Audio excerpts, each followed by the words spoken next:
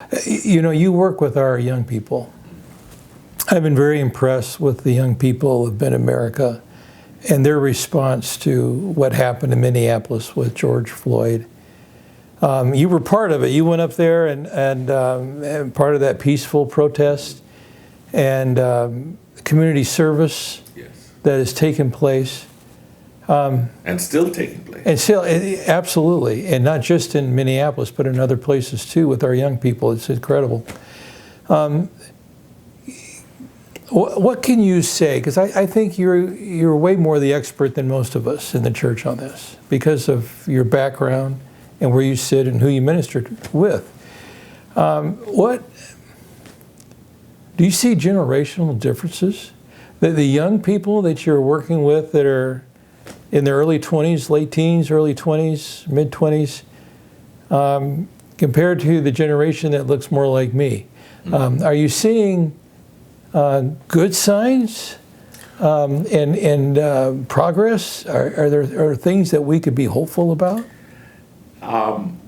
What I'm sensing and what I'm coming up against is the fact that they're asking good questions. They're forcing me at this age to really go back and understand why we're in the situation we're in, or how did we get here. So I've been reading, I've been listening, I've been looking at stuff on social media, in the internet, doing studies, trying to figure out a way to answer the question. If we are, a lot of them ask this question, if we are all one church, why do we have two conferences? Why do we have a difference in the way we worship and things like that?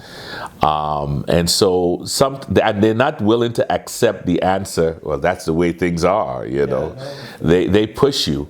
Why can't we work? And they have shown in many circumstances that it doesn't matter to them that you're a different color. You're my friend. I hang with you, you know. But then when they're pushed against the grain, when things like the situation, I shouldn't call it just a situation, when the murder of George Floyd happened, it forces them to young people begin to question their church.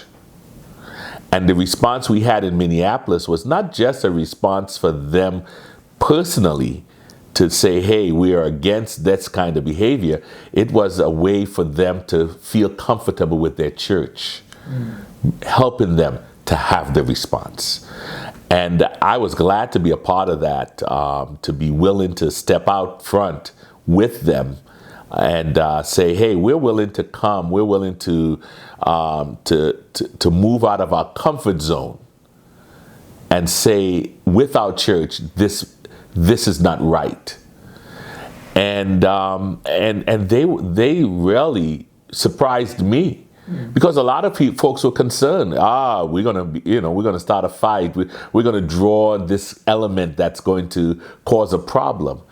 Oh, when we walked up to George Floyd's memorial, the intersection there, and they were singing the song "We're Marching to Zion."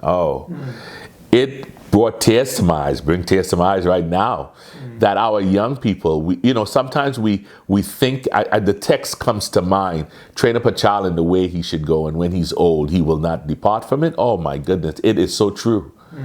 The Bible, that text is so true. Our young people, if we share with them the word of God from young, they will not depart from it. They may show it in a different way. they may deal with it, they may exert it in a way that we are not used to it. And we say, wait a minute, that doesn't fit the way I feel comfortable with it.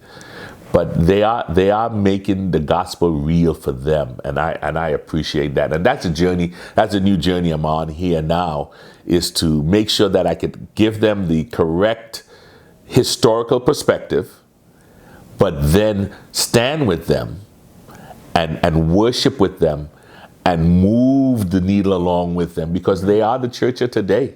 They are making the impact today. They are the new leaders of today. And if we're not careful, and keep them back, we're going to end up with no church.